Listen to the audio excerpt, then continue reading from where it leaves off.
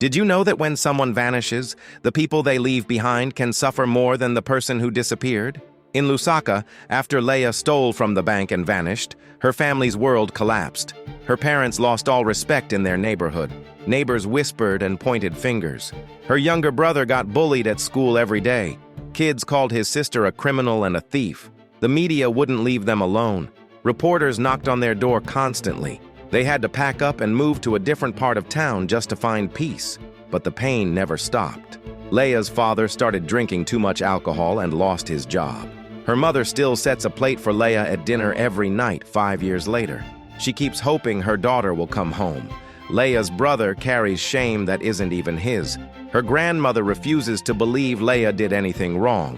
One person's crime destroyed an entire family. The innocent paid the highest price while the guilty person stayed free somewhere out there.